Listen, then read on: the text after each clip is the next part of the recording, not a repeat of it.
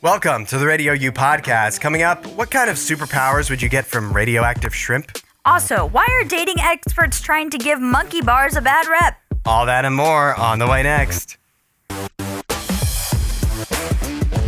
Thanks for checking out the RadioU podcast with Hudson and Allie. Since you're here anyways, you might as well subscribe, rate, and review, of course.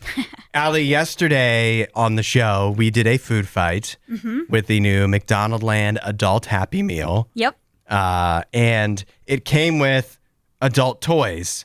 It came with I don't know if I'd say that. collectibles representing the McDonald's Land characters. Yep.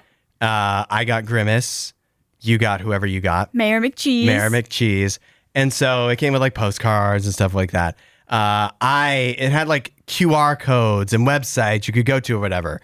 So I actually, when I got home yesterday, I did that. You scanned the QR code. Yeah, I went to the website. Did you seriously have nothing else to do? I was like, why do they give me this?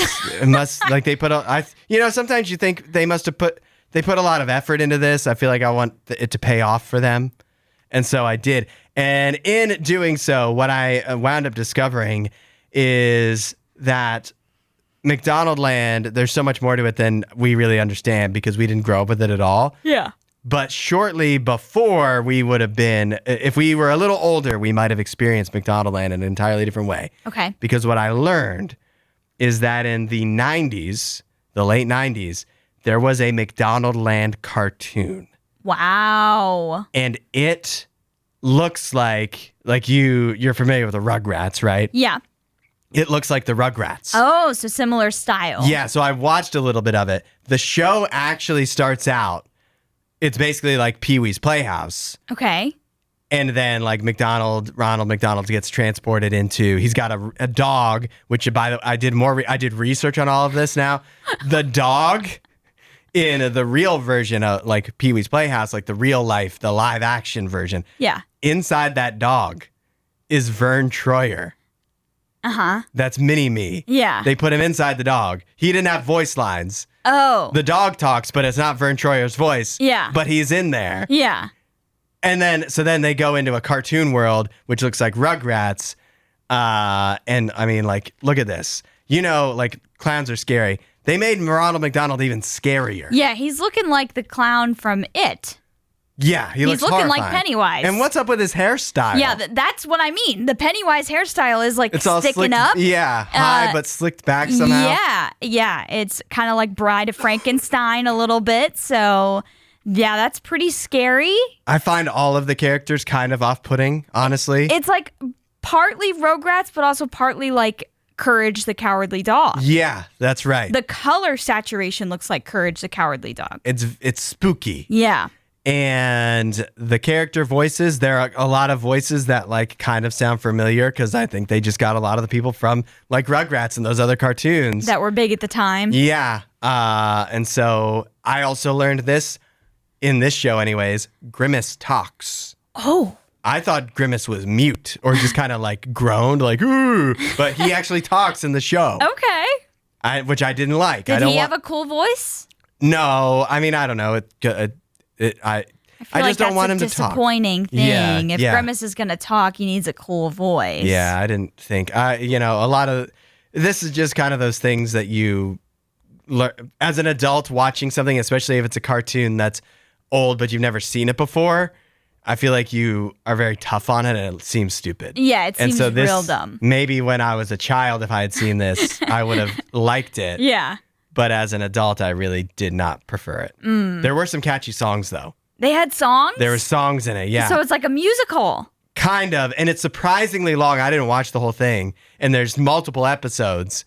But it was like 40 minutes long. Wow. Who has that attention span? I mean, we had better attention span back in the day. In the late 90s. So we probably would have been glued to our TVs watching it. So in my research, I found it doesn't look like the Rugrats by accident. It's made by the same animation studio that made the Rugrats. Yeah. Which was not surprising at all to find out. Also, these were surprisingly popular. Okay. They were sold, this is how old they were. They were sold on VHS at McDonald's.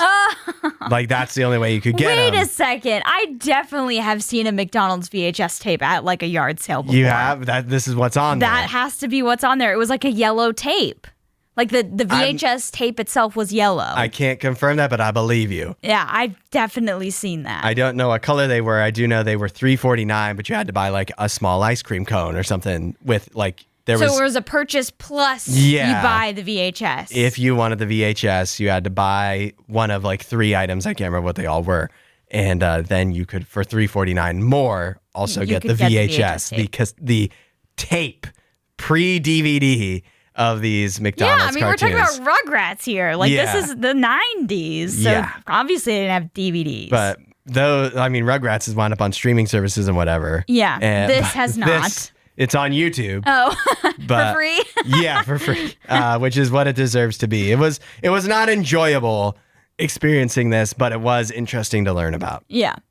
But I guess I don't understand, like, the McDonald Land Happy Meal is supposed to play on a lot of nostalgia of, like, you loved these characters growing up, but did we though? Well, I just think we're just not in the right age group. Yeah, we weren't. If you talk to kids that grew up watching those cartoons and grew up with McDonald Land, they might have a like different 40 story. now at least. Right. Like if I was asked to do something like this, to bring back a nostalgic TV show characters and stuff, it'd be like Land Before Time and maybe the Rugrats. Like some of those that I grew up watching. Again, I love Scooby-Doo. So anything with Scooby-Doo, I am in. But Scooby-Doo's never left the zeitgeist, he's so never that wouldn't gone away. That wouldn't be bringing anything back. But Land Before Time, like if you brought those characters back, or like Hey Arnold, like I would be in. Yeah, it's time. Yeah, it's time for a reboot of Hey Arnold. Yes, live action. No live action. Please. You know what? That's on Paramount. Like that would be a Paramount Nickelodeon thing. Yeah. So what they would do, and I hate this worse than live action, is they would make it that computer animated style. Yeah, it would like no longer be 2D. They did it with SpongeBob, and it ruined SpongeBob. Yeah, it doesn't look good. They've also done that to VeggieTales. Trash. Yeah. Absolutely trash. Bring back traditional VeggieTales. Like VeggieTales was always 3D. Yeah. But the new version of it is really, it's creepy. Bring back the old animation. Yes. It looked better.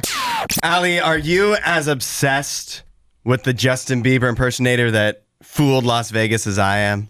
I had not seen this story. 8772 RadioU. He's been dubbed Bustin Jieber, which is hilarious. His actual name is Dylan Desclose. He's from France, but he's a Justin Bieber impersonator, and like I don't know if that's his job, but he's known for doing this.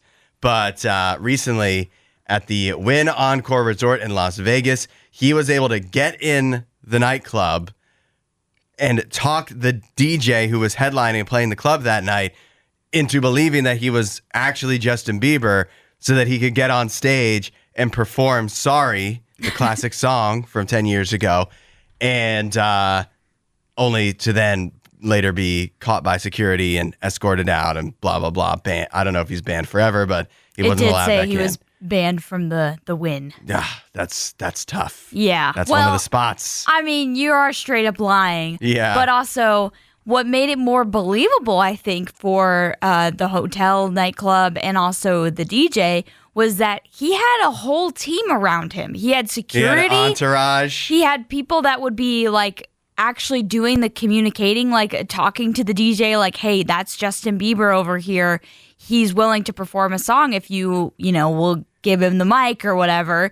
And so I think that's what made people fall for this, is that he had a whole team of people around him to support this lie. And the DJ said it was dark and, there's a lot going on. And he does look like Justin Bieber. I looked up pictures. Like you could fall for it. If you're not familiar with Justin Bieber, you definitely could fall for it. I thought that too until I saw him with his shirt off, and I was like, I feel like Justin Bieber has more prominent tattoos. Oh yeah, like, Justin Bieber's got a whole bunch of tattoos. But he was wearing sunglasses, right? Yep. I think he was wearing a hoodie before he got on stage to perform. Yep. So, I mean, he could look like anybody doing that. Yeah, in a nightclub, sure. And the other thing too is that this guy, once you see him with his shirt off too, definitely he's not fat or anything, but he's just like bulkier than Justin Bieber. Yeah. Seems to be. But even saying all that, this is my I've never seen Justin Bieber in person. So I think if somebody in person is telling you they're Justin Bieber, you're going to have a hard time being like, well, wait a minute. You know what I mean? Yeah, especially against this guy, because he had the people around him to make you think that it's a celebrity. And, he looks close enough in a dark room with a hoodie and glasses on that you probably would think, okay, yeah, it is Justin Bieber. It's weird that he's here, but it's Justin Bieber. Then he gets on stage. He gets to do Sorry.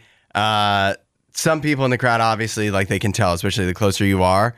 But the crowd was going wild. Yeah, they were having a fun screaming, time. They were loving it. I mean, I'm sure many of them were under the influence of alcohol. Yeah, and maybe other things. But I feel like I can't be mad at this man because whether he was Justin Bieber or not, the people in that crowd got to have a moment. They got to have an experience. And does it really matter if he's Justin Bieber or not when you got to share that with so many people? That's fair. I think fair. it's actually kind of beautiful. You're never going to forget this moment. Yeah, exactly. It's almost better that he's not Justin Bieber. It makes it more memorable. Yeah. An Ohio lawmaker is trying to put an end to the disappointment you experience when you get to an amusement park only to find out the ride you really wanted to ride is closed. 8772 RadioU. This would only affect Ohio, but this is a bill that's been introduced by State Representative Sean Patrick Brennan, who proposed what he calls the Real-Time Ride Status Notification Act. It would require all Ohio amusement parks to provide real-time updates on ride availability. Basically, if a ride is closed, they need to post it within 5 minutes online on their apps and website and through digital signage in the park as well. I think this is a great thing. I applaud Representative Brennan over here for coming up with this idea because this is what amusement parks should do. Now, I will say, I don't know how this will actually impact people's planning. Mm-hmm. Because most of the time, if you're going to an amusement park like Cedar Point or Kings Island, you're planning that way in advance. So if you go and check and see this app, the day that you're going to the park and see that the ride you want to ride is closed, you're not really going to change your plans. You probably already bought your tickets. You probably already made your plans, accommodation, all of that stuff. So this only helps, in my opinion, we're not going to walk to that part of the park to ride that ride.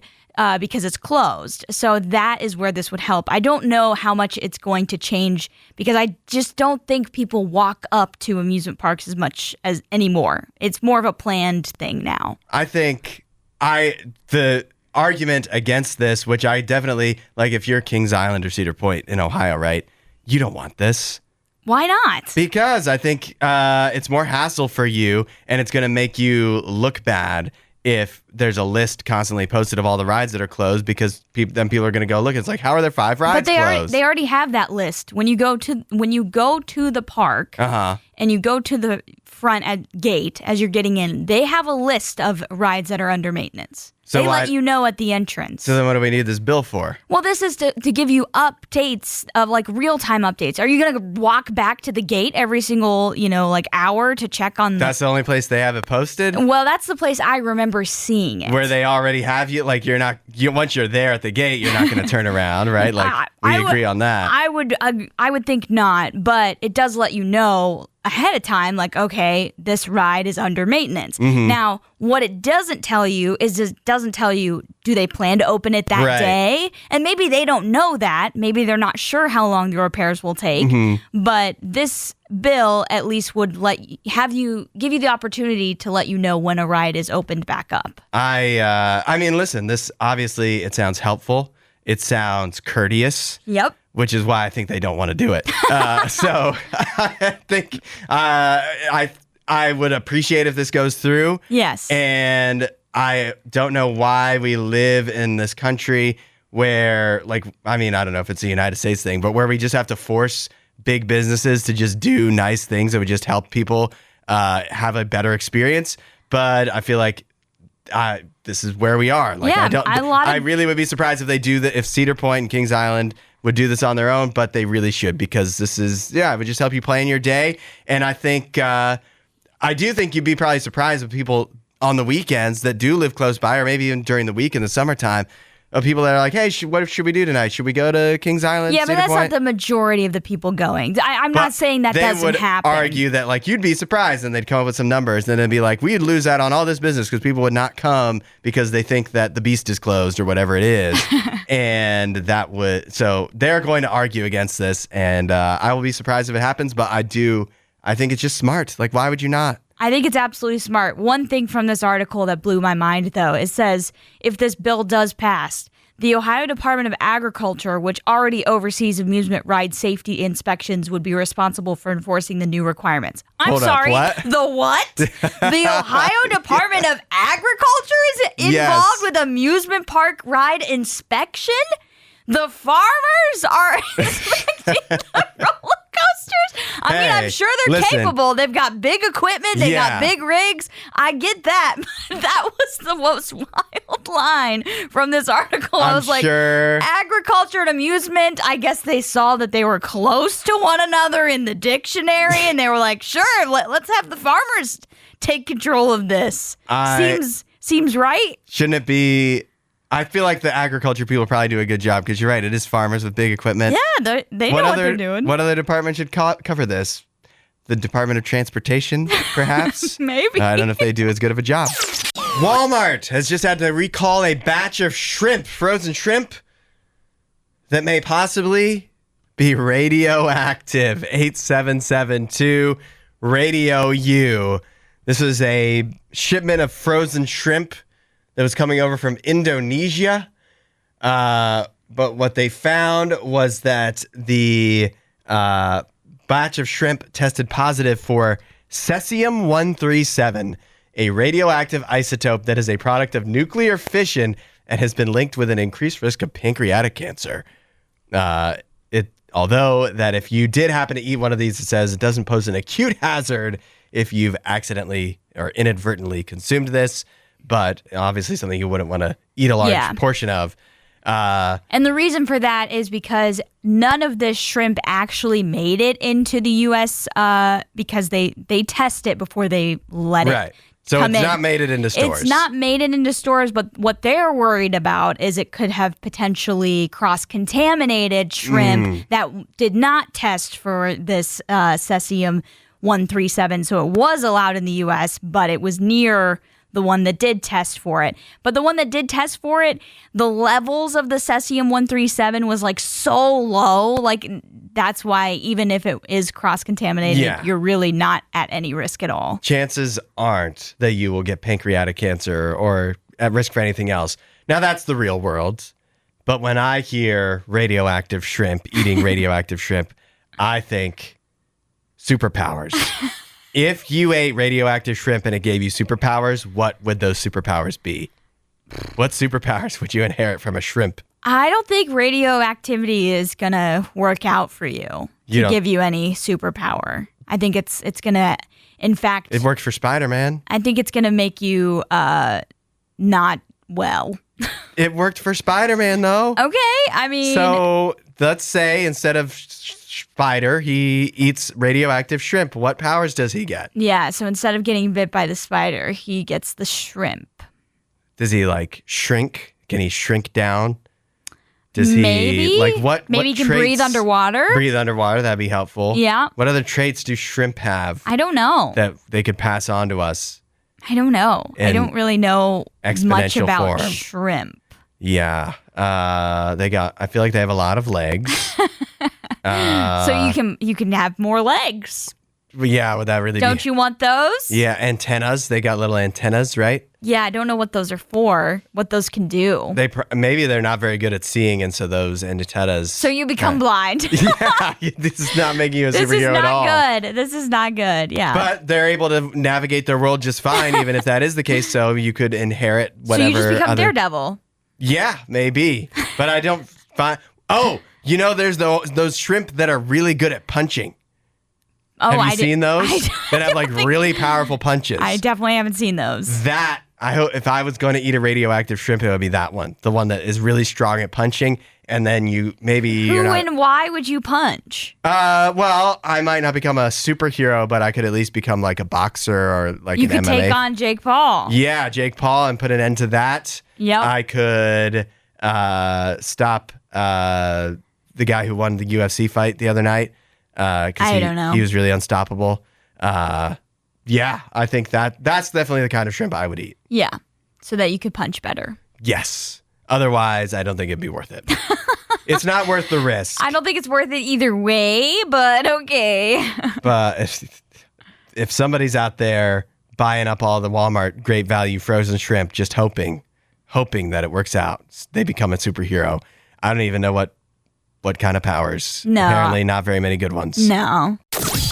If you get nervous before you even walk in the door of a barbershop, you're not alone. 8772-RadioU. I have a new survey here, conducted by Sports Clips, no less. They found that 1 in 5 men get haircut anxiety. Really? Where you feel nervous about asking the barber for your hairstyle in the first place. And an additional, so almost like we're getting up close to half between that and guys that have been afraid to ask for a specific type of haircut, even if they really wanted it. So, why would you be afraid to ask for a certain haircut? I'll tell you, because I've been to haircut places where I'm like, can you make it look like this? And they're like, I don't know what you're talking about. Well, and I'm that's like, when I you're looked up supposed online and this is what it said for me to ask you. And they're like, I've never heard of that. Don't you do the thing where you just get a picture online, a picture reference, and just show it to them on your phone? Yeah, and then they say, hey, I can't make you look that good, buddy. They say, I'm a haircutter, not a miracle worker. Yeah, I see. It seems that obviously men and women have completely different experiences when they get their hair styled. This is what I was wondering. That, like, I feel like with women, it feels you get excited and like it's therapeutic for you to go to a salon and get your hair done. Yeah. Is that accurate? I would say so for the most part. There's definitely been times. There was one time when I got my hair cut, didn't turn out quite how I wanted, and I did cry. Not in front of the stylist, but I did cry. I was like a teenager, and I was just like, this is not at all what I thought this was going to look like. And I don't think they really nailed what I was asking for anyways. But for the most part, I would say I'm usually pretty happy with the experience I have at salons and, with hairstylists. I've never been like, oh my gosh, I'm never coming back here again. Yeah. So if you did now, if you go and got your hair cut and it was not what you wanted, would you say something? Probably. You would? Yeah. I feel like nobody wants to ever say anything. No matter what they do to you, you're just like, yeah, it looks good. They would have to mess you up so bad for you to actually complain. I feel like for most guys anyways. One time I did make the mistake of, and I'm sorry to anybody that goes here, but I made the mistake of going to Great Clips. Uh-huh. It is a mistake because they don't know what they're doing. I'm sorry. Okay, but I don't want to be mean. The Great Clips you went to didn't know what they were doing. I hate being mean. But this lady, I mean, let's just say there was several places where the hair just was not cut correctly. Okay. And so I actually did have to say something like, hey, this hair is longer on this side than it is on this side. Wow. Like she was just going to let me go like that. Yeah. And I'm like, no. And I still had to cut some hairs that were still long. Wow. When I got home. Yeah. See, and this is what we put ourselves through. I've never been back again. Yeah. Sorry, Great Clips. I did find a barber that I like, and he told me he likes me because when I go, I do just know what I want. Yeah. And so I just he's like, most people, he said to me, he's like, most guys that come in here just are like, cut my hair, but they don't know. Like they don't have, or they're not confident enough to say. I've heard that with guys is like, they'll leave it up to the barber. Yeah. They'll say, whatever you think looks good on me. No, you need to come in with an idea. You need to come in with a plan. Yeah. Don't leave it up to the barber. But this is the thing, even with, this took years of trial and error for me of like looking up hairstyles and asking somebody to do this. And then they're like, I don't know what that is. And then it's like, and before I still realize I'm not a good judge of length at all. I'm like, make it 4 inches, and then 4 inches is super short of it. I just don't know. 4 inches is a lot of hair. I don't know. I don't know what is what. I'm a bad judge of length with hair. I was going to say, your hair is not long, so. At least I know, I have an idea that I can tell this guy, and he knows what to do. He knows what to do. Okay. And he says that's more than you can say for most guys. That I feel like that's absolutely accurate. A lot of guys just don't have really a concept of what they want. Some do, but a lot of them don't. And I think this is why there's an old tradition of like guys, like you just find a barber. You circle around finding barbers until you find one that you are okay with talking to, and that cuts your hair a way that you're okay with once, and then you just never change anything the rest of your life. Yep, you keep it that way. Until that barber passes away. Oh, don't say that. You go there, and then when he does retire or whatever, then you're like, now what do I do? We all know somebody that's like this, where they never seem to be single. It's not that they're married, they have a long-term partner or anything. It's just... every time they break up with somebody, they immediately have somebody else lined up next. Yeah, they're chronically in and out of relationships, as you said. It's not that they're a consistent or committed person. They just, as soon as they break up with somebody, they have someone right there to be in a new relationship with. And you know what you call that person? You know what that person's doing? They're monkey barring. Oh, monkey barring. Now this is something new that dating expert. Obviously, it's not a new trend. People have always done this, but a new term for people that are just always swinging from one branch to the next, one partner to the next. But never really, I guess, reaching their destination. Never really staying put. Just deciding, like, I'm going to swing from one to the other. Yeah. And that's what makes them happy. It's not the relationships themselves. It's the, I guess, thrill of jumping from one partner to the next. Yeah. Well, they also say here that the people that are like this possibly tend to do it out of fear. Like, they are worried about ever being single. Yeah. Which can sabotage whenever they are in a relationship. But it also, they, like many people, if you're in a serious relationship and you go through a breakup, a lot of people want some time after that. Yeah, to recover. Yeah, to recover and to maybe reflect a little bit. Yep. But these monkey barrers are not doing that. They're too worried. Maybe they are too concerned about being solo and what that means. And so they just have to move on to the next person ASAP. I think that's absolutely what fuels this. It's fear from both sides, because it's fear of never wanting to be single, but then also fear of commitment. And I think the fear of commitment comes from because they have that fear of never wanting to be single. It's like their mind is always going to the next thing, because what if this falls through? Yeah. So they're always like thinking about, I need to have a backup plan if this relationship with this person I'm currently in doesn't work out. So I think that's what fuels this. Yeah. So time for some self-evaluation. Are you a monkey barrer? Have you been monkey barring? Maybe that doesn't mean you need to end your relationship now, but the next time your relationship does end, maybe you need to just think about, do you really need to hop into the next one right away? Or maybe you need some time to reflect in this case. And time to just be happy with you, because if you're an unhappy person, like if you can't be happy being alone, you're really not going to be happy in a relationship, because it takes people that are happy with themselves and okay with themselves to make a happy relationship. Not two people that are unhappy. They don't make a happy relationship. If you need somebody else to be happy, that makes you dependent. Yep. Which makes you somebody that the other person probably isn't going to want to be around. Right. Doesn't make you very desirable. But I also think too, while I'm sure there are many, and we all know somebody that's a monkey barrer, there's probably a lot more aspiring monkey barrers who don't even realize it, and they just don't have the options. Like, you know what they're like, yikes. I would love to be monkey barring, but every time I do get into a relationship and then it ends, I reach for that next branch and it seems to be really far away. It's like a cartoon. It's a false branch. Yeah, that's right. They put their hand on it, it snaps. Yep, it's in the cartoons, it was always a snake. Yeah, that's right. It was always a snake that would shock you and bite you. And then they would put whatever animal it was, like monkey, would pause in the air for a second, and then it would look at the camera and realize, then they would fall. And then they would fall. Yeah. So don't let that be you. No. Olive Garden is bringing back a fan favorite starting on Monday, the never-ending Pasta Bowl. 8772 RadioU this Monday for $13.99.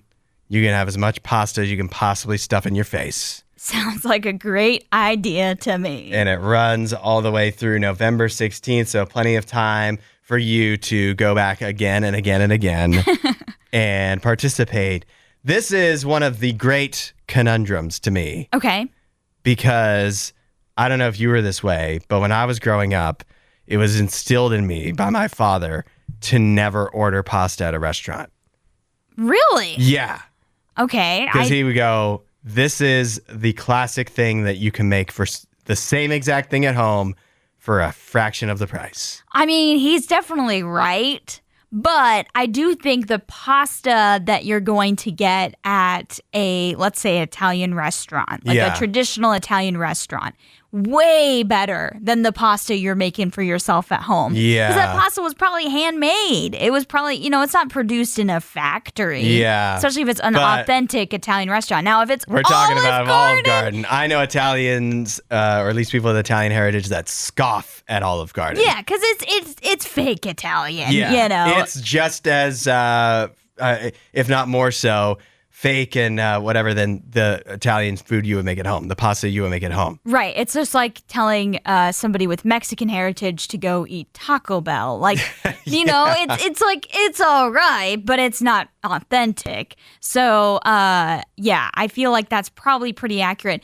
I definitely am not one that leans into ordering pasta when I go to a restaurant, though. Yeah. I don't think I ever heard what your dad told you, but I think the same thought probably has played in my head where I'm like, well, I make pasta all the time at home. Yeah. So why would I order it when I'm out to eat? Text in 8772 RadioU if your dad had the same rule that you should never order pasta. He would never order pasta for sure because it's a waste of money. Yeah, my dad never said anything like that, but I just think I always wanted something that I wouldn't get or wouldn't make at home because it's like you're out to eat. Try something that you can't do yourself. That makes sense. Now, talking in this instance, though, how much pasta do you think you would have to eat to get your money's worth for $13.99? Yeah, that's not cheap.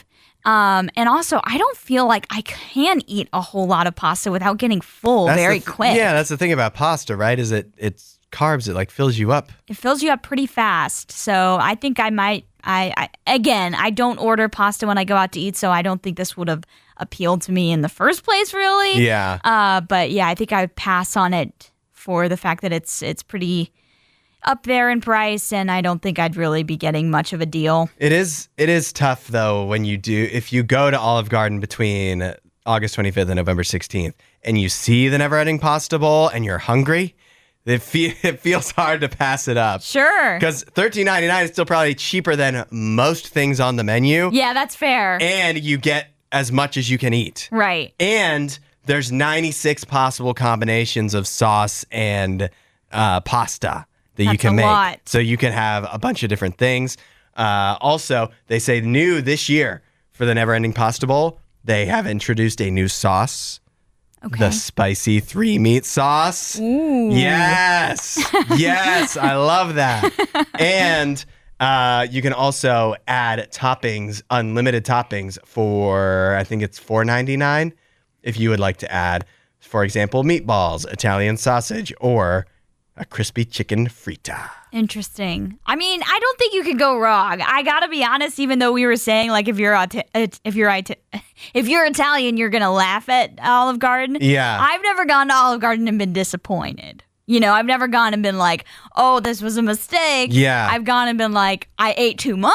Yeah, but that was a mistake. I've never been disappointed with the food I've gotten there. Yeah, I feel like I will definitely.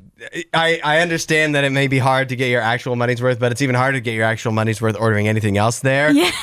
And I feel like I probably will be tempted at some point between now and November to partake in the Never-Ending Pasta Bowl. Yeah. And I want to try that new spicy 3-meat sauce. That sounds exciting. Sounds pretty nice. So I'll meet you at Olive Garden.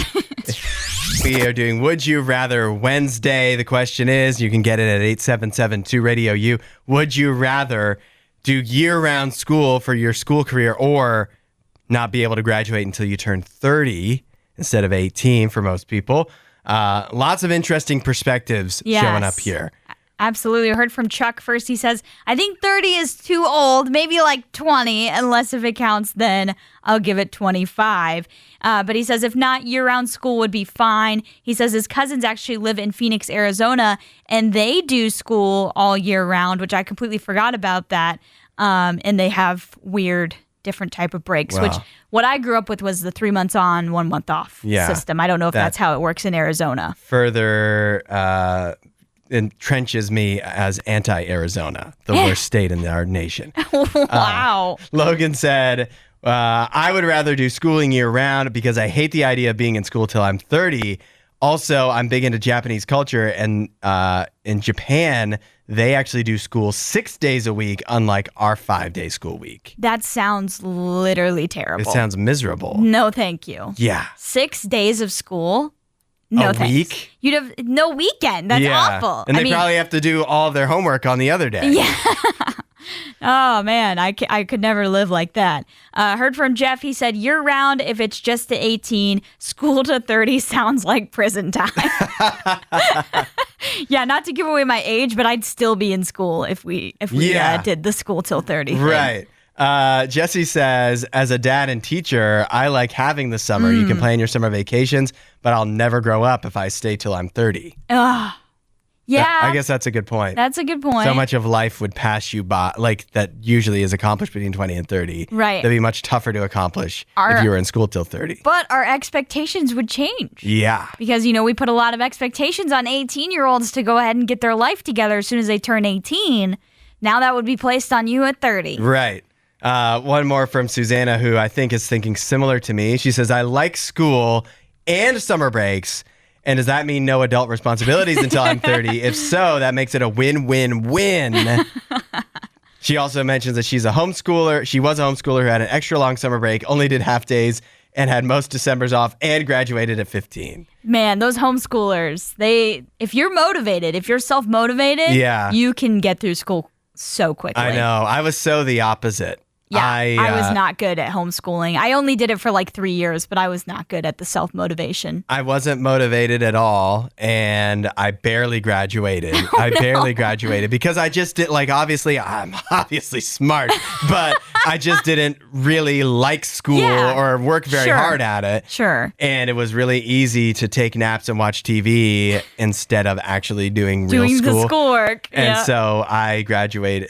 But that also, I was going to say, I love summer break, but also I didn't really follow a traditional school schedule either. I was there was definitely summers where I was doing school stuff. Yeah. It was just because I took so long to get it done. That was really more on me. It definitely changes if you think of it as, does everybody graduate at their 30? Are we changing the whole world? Because obviously year-round school, you're thinking about changing the whole school world. The whole school system. So I think it's fair to apply that to the 30 graduation as well. And if everybody's graduating at 30, why would you not choose that? Also, think about this now. If we work for a living, we're adults. Yeah. If they offered us summer break for grown-ups, wouldn't we take it? That'd be the most exciting thing you could imagine. Yeah, but if you're in school, you're not making any money. Yeah, You'd be living with your parents until you're 30. A lot of people do that anyways. I know, but I don't want to do that. So I think I'm good. I would like to move out before 30 for sure. But I think, like we said, it would change a lot of expectations, and that would be nice. Because honestly, isn't our expectations a little too... We all want our independence by the time we're 18 usually. Yeah. But we don't want adult stuff by the time and we're not ready. A lot of people aren't ready for it. No, I didn't get real adult stuff until I graduated college. I thought I had adult stuff in college. And then when I actually graduated college, I was like, no, this is actually what adult stuff looks like. Yeah. But the owning the car was the first adult thing. And that was in college. But I haven't lived with my parents since I was 19. So I can't go back. Yeah. I'm never going. No, I love my parents. But living with them Living with them is a different thing. So I definitely would be going with the year-round school because I'm already used to that. I know what that was like, and I didn't think it was that bad. I can't imagine year-round school, so I'm team summer break through and through. Thanks for listening to the RadioU podcast. Don't forget to rate and review the show.